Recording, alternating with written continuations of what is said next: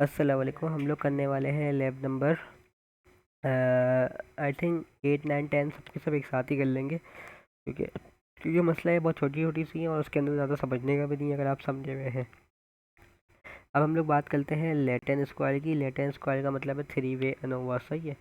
Three way ANOVA कैसे होता है ये? सही है। थ्री वे अनोवा हम लोग इस तरीके से देख सकते हैं कि अगर मैं इसकी बात करूँ तो इसके अंदर ये देखें, तीन दिए हुए हैं, एरर्स दिए हुए हैं। इसको मैं केल मान लेता हूँ। उसके बाद फर्टिलाइज़र दिए हुए हैं T1 T2, उसको मैं ब्लॉक मान लेता हूँ। लेकिन फिर देखें ए भी दिया हुआ है, A B C D, ये सब कुछ दिया हुआ है, तो इसको फिर मैं तीन चीज़ें माननी पड़ेगी ना। तो मैं क्या हूँगा कि भाई A K B और 3, तो मैं इससे अच्छा मैं क्या कर सकता हूँ, के को मान लूँगा मैं कॉलम, बी को मान लूँगा मैं रो, और ABCD वाली चीज़ को मैं मान लूँगा ट्रीटमेंट। सही है भाई। अब करना ये है मुझे कि मैंने जो है पहले इस तरफ की जो है प्लस कर दिए हैं 70 प्लस, देखिए 70 प्लस 75 प्लस 68 प्लस 81, तो वो 249 हो गया। उसका स्क्वायर भी ले लिया है। इसी तरीके से मैंने सारे के सारे लाइन से प्लस कर दिए ये वाले। सही है। ये वाले नहीं किए, जहाँ तक किए ये प्लस कर दिए, ये वाले प्लस हैं। इसके बाद इनका स्क्वायर आ गया है, सबके सबका स्क्वायर है। अब मैं इसे भी ऐसे भी प्लस कर दिए। कैसे? अगर मैं दूसरा कलर ले लूँ, रेड कलर, तो मैं नीचे की तरफ जाऊंगा तो यहाँ पे भी प्लस कर दिया मैंने। ये देखें, इस तरीके से मैं जाऊंगा, ये वाले प्लस करूंगा तो इसका प्लस, इसका प्लस, इसका प्लस, इसका प्लस, इसका स्क्वायर, इसका स्क्वायर, इसका स्क्वायर, इसका स्क्वायर, इसका स्क्वायर। सही है। इसका प्लस, इसका प्लस, इस तरीके से प्लस कर दिए। अब हम लोग बात करते हैं आगे चल के उसकी, कि हमने किया क्या है, उसके कैसा फॉर्मूला है, क्या चीज़ है। यस। तो इसके अंदर तीन चीज़ें होती हैं, A B C, तीन ट्रीटमेंट होते हैं। तो पहले वाले को अल्फ़ा, दूसरे वाले को बीटा, तीसरे वाले को treatment. Any two means unequal होंगे। ये तो हाइपोथेसिस हर किसी की होती है। अब हमने क्या किया, इसके लिए जो है ना, ट्रीटमेंट निकालने के लिए हमारे पास ट्रीटमेंट अवेलेबल नहीं था। हमने क्या किया, जितने ट्रीटमेंट इसके अंदर आए थे, जैसे कि इसमें कितनी वैल्यूज़ थी, तो एक तो ए था, एक बी था, एक सी था, एक डी था, चार वैल्यूज थी ना। तो हमने क्या किया, हमने बोला कि सबको एक ही कॉलम में बनाए थे, A B C D। अब T1 पे जाए हम लोग। T1 पे देखा ए की वैल्यू कितनी है। T1 की लाइन में ए की वैल्यू 70 आ रही है, T2 की लाइन में ए की वैल्यू 59 आ रही है, T3 की लाइन में 39। इसी तरीके से ये वाली वैल्यूज हमने लिखते गए यहाँ पे। उसके बाद हमने क्या किया, बी वाली लाइन में वैल्यूज देखी, जैसे 70 75 कैसे आया ये। अगर मैं इसके ऊपर जाऊँ तो बी वैल्यू वैल्यू 75, उसके बाद 55। ये देखें, बी वाली वैल्यू 75 55 75 55। इस तरीके से ये वाली वैल्यू, सी वाली वैल्यूज़ लिख दी हमने इस वाली टी के अंदर, और इसके अंदर वैल्यूज लिख दी। कैसे देखनी है, T1 की लाइन में जाना है और बी की वैल्यू लिखनी है, T2 की लाइन में जाना है ये वाली, T3 की लाइन में ये वाली, की लाइन में। उसके बाद इन सबको सम कर लिया। ये सम कर लिया तो ये क्या कहलाएगा, के। सही है। कितने के हो गए, चार के हो गए हमारे पास। अब हम लोग क्या करते हैं, हम बोलते हैं कि भाई सबसे पहले ट्रीटमेंट निकाल लें या फिर कॉलम। सबसे पहले हम लोग टोटल निकाल लें। ये कहलाता है टोटल। टोटल मैंने आपको पिछली दफ़ा बताया था वो कैसे निकलता है। सब इसके अंदर, इन सब के अंदर जितनी वैल्यूज़ होती हैं उसको स्क्वायर करते हैं, फिर उसके बाद उसका जो है सम कर लेते हैं। मतलब ये अगर मैं इन सबको एक्स मानूँ तो एक्स सम ऑफ एक्स का स्क्वायर, उसका सम कर लेंगे, एक्स का स्क्वायर लेंगे और उसका सम कर लेंगे। सही है ना। तो वैसे 70 का स्क्वायर, 75 का स्क्वायर, सबका स्क्वायर लिया हमने। ये देखो 70 75, उसको सम कर लिया, माइनस CF। अब CF हमने क्या करा था, कॉमन फैक्टर कहलाता है ना। कॉमन फैक्टर हम लोग कैसे निकालते थे, कुछ याद आया? कॉमन फैक्टर हम लोग निकालते वक्त ये करते थे, हम बोलते थे कि जितनी भी टोटल सम वैल्यूज़ हैं, जैसे कि क्या नाम है, अगर मैं इन सब का सम करूँ, जो ये लिखे हुए 230 223 प्लस 213 प्लस 214 प्लस 255, तो उसका सम आ जाएगा अराउंड 935। हमने कहा कि इन सब का सम, जो कि मैं अभी एक काम करता हूँ, इससे मार्क कर देता हूँ पॉइंटर से। ये देखें, इन सब का सम जो है करने पे मेरे को ये 935 वैल्यू मिल रही है। तो मैंने 935 इधर का स्क्वायर ले लिया। बस कितनी वैल्यूज़ हैं ये, फोर। ये कितनी है, फोर फोर द 16 वैल्यूज़ हैं। कैसे? इसको मैं गिनती करूँगा, रेड पेन से कर लूँगा अगर मैं, तो ये वैल्यूज़ हो गई 1 2 3 4 5 6 7 8 9 10 11 12 13 14 15 16 वैल्यूज़ हो गई। तो फोर का स्क्वायर 16, 16 का स्क्वायर नहीं आएगा, मतलब 16 नीचे आ गई, जो कि n के इक्वल है। ठीक है। देखो 16 लिखा हुआ है यहाँ पे, 16 आ गया। अब हमें क्या करना है इसके अंदर, हमें करना आगे कुछ इस तरीके से कि हमने एस एस टी निकाल लिया, 2500 आया। हमने एस एस आर निकाला, एस एस आर मतलब रॉ। अब मैं रॉ पे गया, रॉ पे मैंने देखा कि भाई इनका टोटल क्या क्या आ रहा है, इसका टोटल, इसका स्क्वायर ले लिया 86, ये और कितनी वैल्यूज है, 1 2 T1 T2 T3 T4, मतलब आल जो है वो 4 है। सही है, तो मैं क्या करूँगा, 29 का स्क्वायर, इसका स्क्वायर, इसका स्क्वायर, इसका स्क्वायर, ये कहाँ से आया, अभी मैंने आपको बताया कि 294, 294 यहाँ से आया होगा, 294, 293, 293, इसका स्क्वायर देखा, इसी तरीके से आया है ये स्क्वायर। डिवाइडेड बाय 4 क्यों लिखा, क्योंकि 4 आल था। उसके बाद मैंने कॉमन फैक्टर, ये वाली चीज़ है कॉमन फैक्टर, इसी से माइनस कर दिया। अब ये बस रो आ गई, कॉलम एस एस सी का मतलब है कॉलम। कॉलम कैसे निकालूंगा, मैंने वही जैसे रो निकाली, पहले इस तरफ की कर लेते, अब मैं जो रेड पेन से हुए हुए हैं उसको मैं ग्रीन से कर लूँ। अब मैं क्या करूँगा, तो इसका स्क्वायर, इसका स्क्वायर, इसका स्क्वायर, इसका स्क्वायर लेके, ये कितने हैं, 1 2 3 4, तो ये भी 4 से कर दूंगा। यार ये तो कैसा पेन लग रहा है, पर्पल से करूँ। इसका इस वाले का स्क्वायर, इस वाले का स्क्वायर, इस वाले का स्क्वायर, इस वाले का स्क्वायर लेके फोल से कर दूँगी, ये फोल है, ये सही है। माइनस कॉमन फैक्टर, ये देखें, इसका स्क्वायर, इसका स्क्वायर, इसका स्क्वायर, इसका स्क्वायर लिया, माइनस कॉमन फैक्टर, ये मेरे पास आ गया। अब मैं निकालूंगा एस एच ट्रीटमेंट। ट्रीटमेंट का मतलब है कि ये जो चार्ट बनाया है इसका टोटल करूँगा। इसका स्क्वायर मतलब क्या है, इसका स्क्वायर लूँगा, इसका स्क्वायर लूँगा, इसका स्क्वायर लूँगा, इसका स्क्वायर लूँगा, डिवाइड बाय 4 कर लूँगा। सही है, ये देखें, ये लिखा है 223 313, तो ये देखें 223 313 फोल 3, इसका स्क्वायर डिवाइडेड बाय 4। सही है, माइनस का फुल स्क्वायर, तो ये आ जाएगा TTR। अब मेरे को पता है कि इसका जो टोटल होता है वो कुछ इस तरीके से होता है, SSTR, SSE, SSC, SSE। अब मेरे को SSE निकालना है, तो बाकी सबको मैं उस तरफ ले जाऊँगा। SSE मेरे पास इस तरीके से निकल जाएगा। अब मैंने क्या किया, अब मैंने अनोवा टेबल बनाया, इसको हम लोग अनोवा टेबल कहते हैं, राइट। अनोवा टेबल बनाते वक्त मैंने क्या किया, मेरे पास जो वैल्यूज़ आई थी SST की, रो की, कॉलम की, NL की, वो मैं डाल के रख दी। अब मेरे को पता है कि 4/4 का है, तो आल की वैल्यू हमेशा 4/1 ही होगी, मतलब के की वैल्यू लूँ मैं, एम की वैल्यू, बी की वैल्यू लूँ, या फिर टी की वैल्यू लूँ, जो हमारे पास सेम ही आ रही है 4 4, तो मैं इसकी भी 3 आ जाएगा, इसका भी 3 आ जाएगा, इसका भी 3 आ जाएगा। सही है। और एल एल इसका क्या होता है, एल एल का फॉर्मूला होता है R-1 R-2। ये याद रखने वाली चीज़ है, पता नहीं कहाँ से आया, मेरे को भी इस वक्त समझ में नहीं आया था, तो मैंने ऐसे लिख दिया R-1 R-2, तो ये हो जाएगा 3 2 6। सही है, 3 + 3 6 कह सकते हैं, या 3 2 6। सही है। उसके बाद क्या करना है, N-1, आपको मैं लास्ट वाली चीज़ बता चुका हूँ, 16 - 1 15 होता है, 15 आ गया। SSTR मतलब क्या, 155 डिवाइडेड बाई 3, ये देखो 155 डिवाइड बाई 3, इसको इससे डिवाइड करें, इसको इससे डिवाइड करें, इसको इससे डिवाइड करें, आपके पास सबके सब आ जाएंगे। उसके बाद SSE कैसे निकलना है, ये देखें, इसमें देखें नीचे हर किसी में 4 वाला कॉमन है, मतलब SSLL वाला है, सब में कॉमन है, तो मतलब क्या हुआ इसका, इसका मतलब ये हुआ कि पहले आप S वाले को इससे डिवाइड करेंगे, फिर इस वाले को इससे डिवाइड करेंगे, फिर इस वाले को इससे डिवाइड करेंगे, तो आपके पास तीनों की वैल्यूज़ अलग अलग आ जाएंगी। फिर हम लोग क्या करेंगे, ये वाली वैल्यू लेंगे, मतलब कि F1 लेंगे। F1 कैसे निकालेंगे, F1 हम लोग इसके लिए निकाल लें, इसके लिए मतलब इसके लिए, तो हम लोग क्या करेंगे, अल्फ़ा तो सेम ही लगेगा सबका, लेकिन इसकी जो वो होगी ना V1 एंड V2, इसकी V1 V2 चेंज कैसे हो रही है, हल्की सी चेंज हो जाएगी। कैसे, F1 को इस्तेमाल करने के लिए आपने कौन कौन सा S1 और S4 इस्तेमाल किया था ना, तो इसके कॉरस्पॉन्डेंस में जो V1 एंड V4 होगा ना, वो इस्तेमाल करना।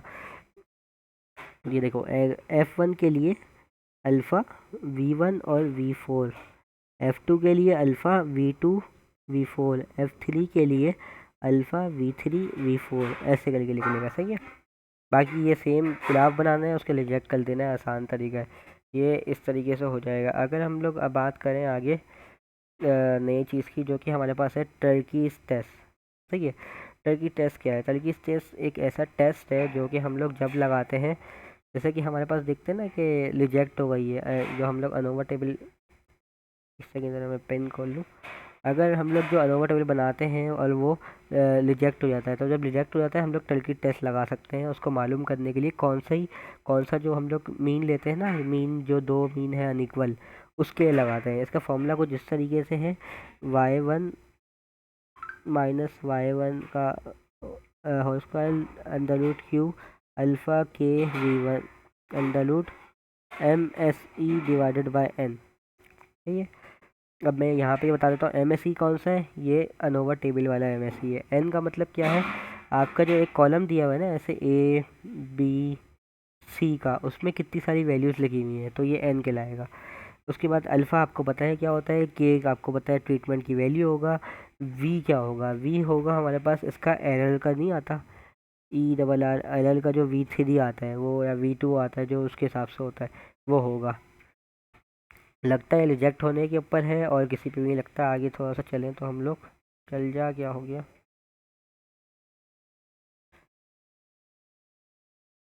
2 मिनट रुक गया, पता नहीं क्यों नहीं चल रहा ये,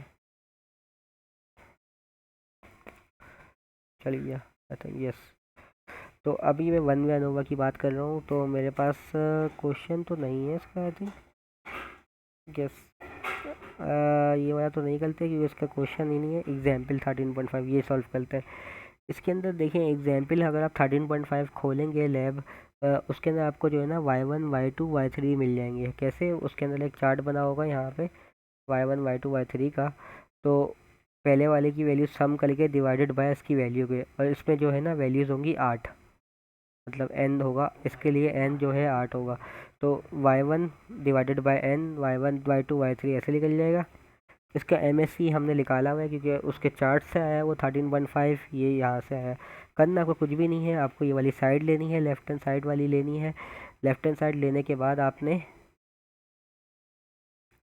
आपको करना ये है, MSE निकालते हैं। MSE जो है 13.75 था, डिवाइडेड किया मैंने 8 से, तो मेरे पास आ गया। ये सारा आपको डेटा पहले से लिखना हुआ है क्योंकि आपने अनोवा टेबल का रिजेक्ट होने के बाद ये चीज़ लगाते हैं। क्यू कैसे निकालेंगे, है ना, हम लोग क्यू निकालने के लिए हम लोग क्या करेंगे, हम लोग टर्कीज टेस्ट का टेबल जो होता है वो देखेंगे पहले। लेकिन पहले अल्फ़ा की वैल्यू 0.01 है, और के की वैल्यू कैसे आएगी, क्योंकि उसका 3 ए बी सी का, देखें अगर आप चार्ट देखेंगे, चार्ट के अंदर ए बी सी लिखा होगा, तो के की वैल्यू कितनी हो गई, 3। अब दूसरा ये है कि इसके अंदर जो है ना n-1, जो n-k जो होगा, तो आप उसको देखने के लिए जाएंगे तो वो 21 आ रहा होगा। अनोवा टेबल का V3 जो एरर वाला जो डिफ्रेंसिएशन है वो लेंगे। हमें 0.1, 3 और 21 देखना है, सही है। 0.1 की वैल्यू, और अभी मैं जाता हूँ 3, 3 जो है ये रहा, और 21 जो मेरे पास नहीं है, तो मैंने इसकी जगह पे ये वाली वैल्यू लिख लेता हूँ, 4.64 वाली, सही है। तो 4.64 वाली वैल्यू मैंने ले ली। अब मैं क्या करूँगा, लेफ्ट हैंड साइड ये जो मेरे पास वैल्यू आई है इसको और इसको 1.3 को, इन दोनों को मल्टीप्लाई करूँगा तो मेरे पास टोटल वैल्यू आ जाएगी 6.0784, सही है। ये कैसे किया, इसको अलग निकाला, इसको अलग किया, दोनों को अलग अलग करने के बाद मैंने मल्टीप्लाई कर दिया, सही। उसके बाद हम लोग क्या करेंगे, उसके बाद करने के लिए हमारे पास ये है कि हमने राइट हैंड साइड लिया। राइट हैंड साइड में लिखा हुआ है y1 y2 और उसका बार। हम क्या करेंगे, पहले परम्यूटेशन कॉम्बिनेशन चेक करेंगे। n कितने हैं हमारे पास, n हमारे पास है 3, सही है। क्यों, क्योंकि अगर मैं y1 y2 y3 की बात करूँ, y1 y2 y3, तो बस वो तो 3 हो गए। बनाने कितने में है, 2 में बनाने हैं, तो NC2 हो जाएगा ये। NC2 की हम लोग देखते हैं 3 आता है आई थिंक, ये चेक कर लेते हैं हम लोग NC2 निकाल के। ये हो गया N, ये हो गया C2, यस। इसकी पेयर जो कॉम्बिनेशन बन रही है वो 3 आ रही है, सही। उसके बाद हमने क्या किया है, हमने पेयर 1 2 3, मतलब y1 का 1 2 1 3 2 3 ऐसे पेयर बना लिए। उसके बाद हमने उसको माइनस किया और मॉड लगा दिया, तो सबको माइनस करेंगे y1 y2 को, तो कुछ ना कुछ वैल्यूज़ आ जाएंगी हमारे पास। अब ये वैल्यूज़ आ गई, तो हमने जो है लेफ्ट हैंड साइड की जो वैल्यू थी ये वाली, वो हमने यहाँ पे लिख दी। हम लोग चेक करेंगे इससे बड़ा है या छोटा है, सही है। ये तो बड़ा है, और इसकी बात करूँ तो ये बड़ा है इस तरीके से, ये इस तरीके से है, सही है। अगर y1 yi माइनस ये वाली वैल्यू जो है इस वैल्यू से बड़ी है तो हम लोग लिखेंगे ट्रू। अगर ये वाली वैल्यू इस वैल्यू से, क्या हो गया इसको, अगर, हेलो चल जाओ, अगर ये वाली वैल्यू, ये देखें इस वैल्यू, ये वाली वैल्यू इस वैल्यू से छोटी है तो हम लोग फॉल्स लिखेंगे, और अगर वापस से बड़ी है तो हम लोग वापस से ट्रू लिख देंगे। सही है। अगर ट्रू है तो सिग्निफिकेंट डिफरेंस लिखेंगे, अगर फॉल्स है तो नॉन सिग्निफिकेंट डिफरेंस। ये हमारा हो गया तल्किस टेस्ट। इसी तरीके से सॉल्व होगा और कुछ नहीं करना आगे। अब हम लोग डर्कन टेस्ट पे आ गए हैं। डर्कन टेस्ट क्या होता है? ये मल्टीपल कंप्लाइंट टेस्ट है। ये सिर्फ कब लगता है? बल्कि वन कंप्लायंस सेट से ये भाई यूज़ होता है मीन को निकालने के लिए, और मीन का मतलब वही है टल्कन टेस्ट तक की टेस्ट की तरह ही है ये। इसका फॉर्मूला ये ना, ये आरपी होता है। आरपी का मतलब ये है कि आरपी की जो वैल्यू होती है वो यही होती है कि आर, अल्फ़ा, पी और वी। वी तो सेम ही है पिछले वाले की तरह, ये है वी है एरर वाला। सही है, लेकिन मैं पी बताऊंगा कैसे होता है। सही है। उसके बाद एस स्क्वायर जो है मीन एम एस ई है। अंडर रूट एन कितना है? एन जो होता है के की वैल्यू होती है, मतलब कितने के हैं उसमें, वो कहलाती है एन।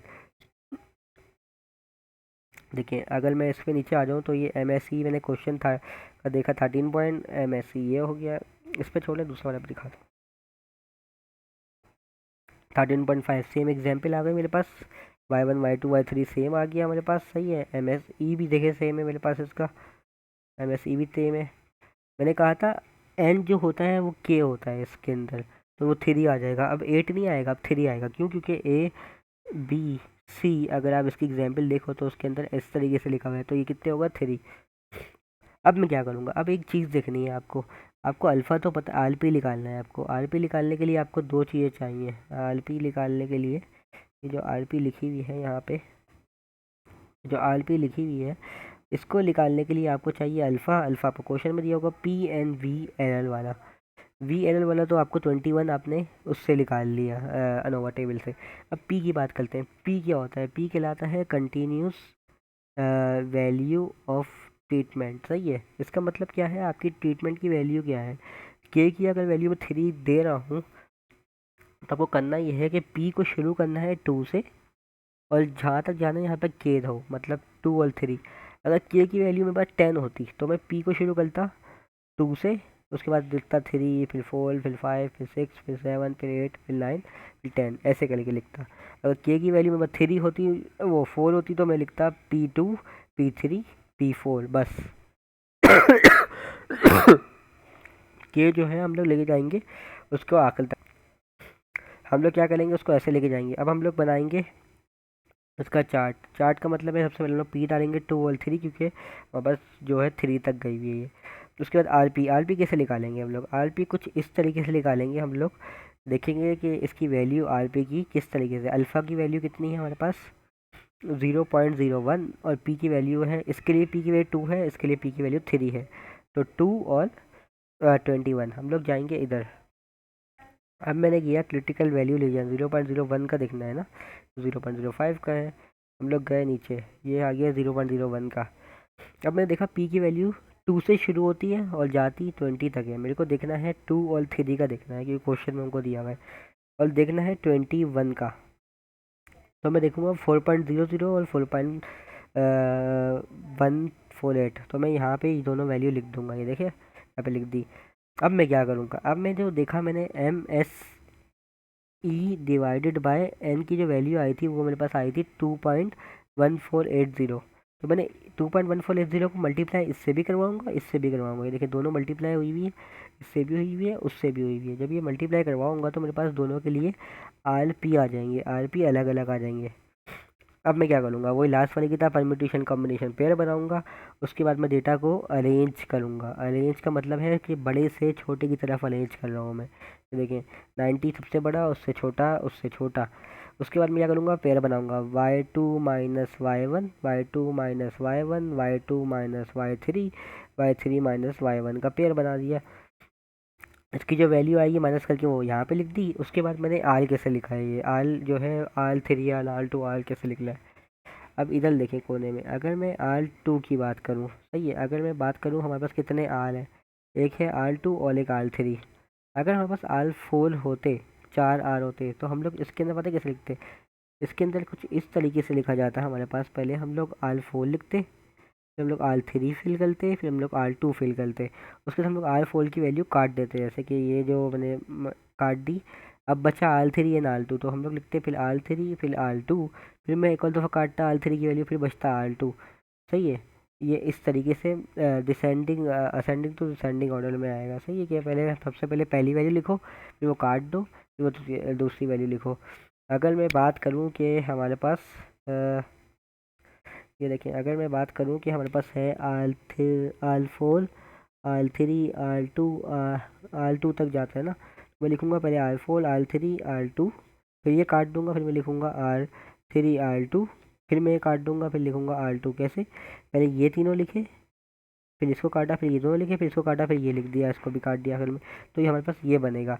लेकिन हमारे क्वेश्चन में लिखा हुआ है R3 एंड R2 की दो की वैल्यू है, तो मैं क्या करूँगा, पहले इन दोनों को लिखूँगा R3 एंड R2, इसको काट दूंगा, फिर मैं लिखूँगा R2 बचेगा, फिर इसको भी काट, ये देखें। सही है। R3 R2 R2, ये देखें R3 R2 एंड R2। इसकी वैल्यू कहाँ से ली, ये जो टेबल के अंदर यहाँ से वैल्यू आई है, जैसे कि R3 की वैल्यू 8.2 और इसकी वैल्यू। अब मैं इसको कंपेयर करूँगा कि 9.5 इससे बड़ा है या छोटा है। अगर ये बड़ा है या छोटा है ये हमको लिखना है, और बाकी तो आई थिंक इसका ज़रूरत नहीं है, ये बस लिख के हमारे को आंसर देना है इसका। ओके, ये हमारी हो गई है डिवाइड लैब।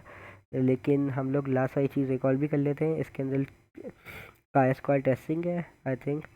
का स्क्वायर टेस्टिंग का क्या था, का स्क्वायर टेस्टिंग के अंदर का स्क्वायर टेस्टिंग थोड़ी सी हमारे पास, ये मैं लीव कर रहा हूँ, ये इसको मैं काट दूँ, लीव का स्क्वायर टेस्टिंग सॉरी। का स्क्वायर टेस्टिंग जो है हमारे पास, ये वेरिएंस की टेस्टिंग है, लेकिन ये डिपेंडेंट और इंडिपेंडेंट सैंपल पे होती है। जैसे कि ये देखिए इंडिपेंडेंट डिपेंडेंट सैंपल, इसे क्वेश्चन बताऊंगा ज़्यादा समझ में आएगा, लेकिन ये इसकी टेस्टिंग स्टैटिस्टिक्स का फॉर्मूला ये रहा कि O I divide by O J to E I. कैसे निकलता है, ई आई का फॉर्मूला ये रहा, row into column into grand, इसका डिफरेंस ऑफ वेरिएशन इसी तरीके से। ये क्या कहलाएगा, ओ आई जे, मतलब इससे और इससे, इससे और इससे, इससे इससे, ये ओ आई ओ जे ओ के कहलाएगा। सही है। कंपेयरिंग क्या करेंगे, ओ I11 I12 I13 I14 I21 22 23 24 etcetera, इस तरीके से कंपेयर करते हैं। एक सवाल करूँगा, ज़्यादा अच्छे समझ में आएगा। सही है। ये एक सवाल दिया हुआ है, इसके अंदर स्कूल की इनकम और स्कूल के प्राइवेट स्कूल है और लो हाई है डेटा, ये टेबल हमारे पास इतना सा गिवन है। सही है। ये हमने क्या किया, इसकी टोटल कर लिया, इस तरीके से टोटल किया तो 1000 आ गया, इस तरीके से टोटल किया ये भी 1000 आ गया। तो इसको मैं कहूँगा रो 1 का टोटल, इसको मैं कहूँगा रो 2 का टोटल। अगर मैं इसको नीचे से टोटल कर लूँ तो 656 आ गया, इसको मैं लूँगा कॉलम 1 का टोटल, और इसको मैं क्या बोलूँगा 945 इसका टोटल। अब मैं सबको टोटल करूँगा तो क्या कहलाएगा, ये ग्रैंड टोटल, ये क्या आ गया, ग्रैंड टोटल मिला। अब मैंने बोला है कि इनकम डिपेंडेंट है और इंडिपेंडेंट है। सही है। अब मैं क्या करूँगा, मैं बताऊँगा इसका का स्क्वायर टेबल। का स्क्वायर टेबल कैसे बनता है, हमें पता है, ओ आई जे निकालते हैं। तो पहली वाले की वैल्यू क्या कहलाएगी, इसको कहलाएगी O11, ये कहलाएगी O12, ये कहलाएगी O21, ये कहलाएगी O22। देखें, O11 O12 O21 O22, इसकी जो वैल्यूज़ हमारे को क्वेश्चन में दी हुई हैं वो दी हुई है 49507, ये देखें 49506 196, और ये। अब मैं निकाला ई आई जे कैसे निकाला, 1 1, जैसे ये जो 1 1 है इधर आ जाएगा, तो पहली रो का कॉलम मल्टीप्लाई किया डिवाइडेड बाय ग्राउंड टोटल, मतलब कि 100,000 डिवाइडेड बाय 655 डिवाइडेड बाय 160 से 1000 मल्टीप्लाई बाय 656 डिवाइडेड बाय 160 ये हमारे पास पहला आ गया। दूसरा वाला भी हम लोग इसी तरीके से करेंगे, 1 डिवाइड बाई 2, ये आ गया। उसके बाद हम लोग 121 डिवाइड बाई 2 करेंगे तो ये आ जाएगा 21, इसको डिवाइड करेंगे ये आ जाएगा। ये हमारे पास एल एल की 5 से वैल्यूज़ आ गई। उसके बाद क्या करेंगे, उसके बाद हम लोग क्या करेंगे, ओ आई जे की वैल्यू देखेंगे 49, उसको मतलब 494 माइनस करेंगे ई आई जे की वैल्यू से, डिवाइडेड बाय ई आई जे की वैल्यू उसका स्क्वायर। इस तरीके से हम लोग सारे के सारे, मतलब पहले इसको इससे स्क्वायर, फिर डिवाइड भी इससे, इसको इससे स्क्वायर, फिर डिवाइड भी इससे, इसको इसके स्क्वायर, फिर डिवाइड भी इसके, इसको स्क्वायर वाल डिवाइड भी, इससे जो है आपकी कुछ वैल्यूज़ आ जाएंगी जो कि ये वाली होंगी। ये कैसे हो रहा है, ये वाला एक दफ़ा करके दिखाता हूँ। 506 यहाँ से उठाया है मैंने, माइनस 590 यहाँ से उठाया, इसका स्क्वायर लिया डिवाइडेड बाय 590, इससे ये वाली वैल्यू आ गई। इसी तरीके से अब मैं इन सबको प्लस कर दूंगा तो मेरे पास काई स्क्वायर की वैल्यू आ जाएगी। सही है, मेरे पास काई स्क्वायर की वैल्यू आ जाएगी 77.76। अब मैं क्या निकालूंगा, वी की वैल्यू निकालूंगा। वी कैसे होता है, हमें पता है एल का वी होता है, तो मैं करूँगा लो इंटू कॉलम, जो कि 1 आ गया। अब मैं अल्फ़ा की वैल्यू निकालूंगा काई स्क्वायर की 0.05, और वी कहलाती है ये, तो अल्फ़ा इज इक्वल टू 0.05 और 1। तो मैं टेबल के अंदर से देख सकता हूँ वैल्यू, तो मैं रिजेक्ट करूँगा, इनसाइड ही एक्सेप्ट कर दूंगा। ओके, ये आई थिंक हमारे साथ से लैब कंप्लीट हो गई है स्टेट्स की, और बाकी कोई मसला हो तो फिर पूछ लेगा डीएम करके। जब तक के लिए अल्लाह हाफिज़।